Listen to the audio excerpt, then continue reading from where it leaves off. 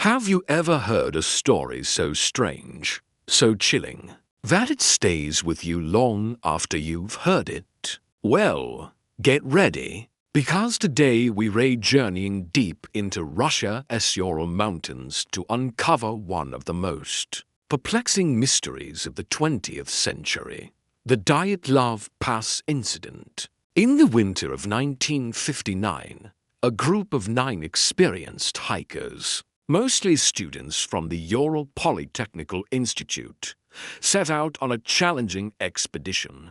Led by Igor Dyatlov, they were skilled, prepared, and in high spirits. They were supposed to send a telegraph when they finished their route, but that message never came. When a search party was finally dispatched, what they found was beyond anyone's worst nightmare. The scene they discovered on the slopes of Korytsayakl, a mountain whose name translates to Dead Mountain, was baffling. The hiker's tent was found abandoned, but strangely, it had been sliced open from the inside.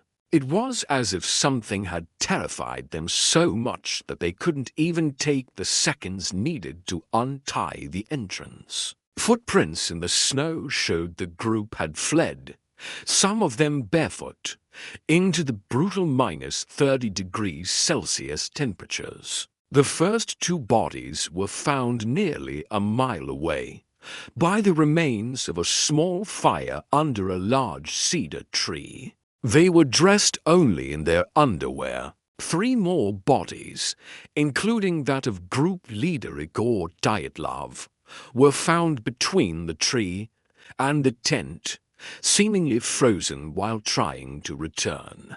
The scene was tragic, but it was the discovery of the final for hikers 2 months later that turned this mystery into a legend. Buried under more than 10 feet of snow in a ravine, these 4 had suffered severe internal injuries. One had major chest fractures, another had a crushed skull, and most disturbingly, one of the women, Lyudmila Dubinina, was missing her tongue and eyes. Yet, there were no corresponding external wounds. It was as if they'd been crushed by an immense, invisible force. To make things even weirder, some of their clothing was found to have traces of radiation. So, what happened on that frozen mountainside? The official Soviet investigation in 1959 concluded that the hikers died from a compelling natural force. This vague explanation did little to satisfy anyone and only fueled decades of speculation. The case file was classified and hidden away, leaving the door wide open for every theory imaginable.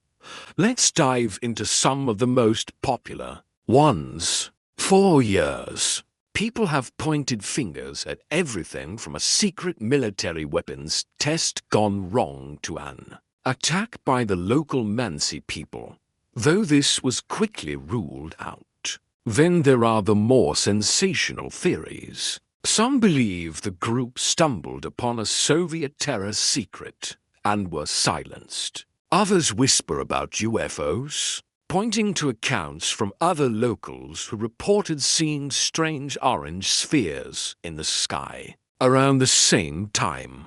Could the hikers have been victims of an extraterrestrial encounter? One of the more scientific, yet still eerie, theories involves infrasound.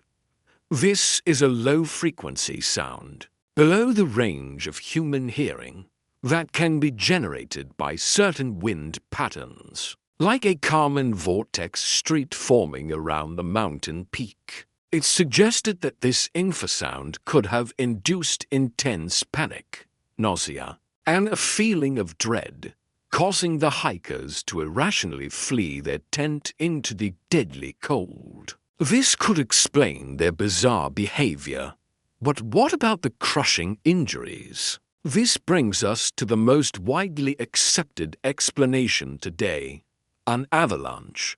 For a long time, This was dismissed. The slope wasn't steep enough, and investigators found no signs of a classic avalanche. However, recent research published in 2021 by scientists from Switzerland offers a new perspective. They proposed a slab avalanche theory. Here's how it works. The hikers had cut into the snowpack to set up their tent, creating an unstable foundation. During the night, strong katabatic winds dense. Cold air flowing down the slope could have built up snow on the slab above their tent. Eventually, a crack could have formed, causing a block of heavy, compacted snow to slide down and land on the tent.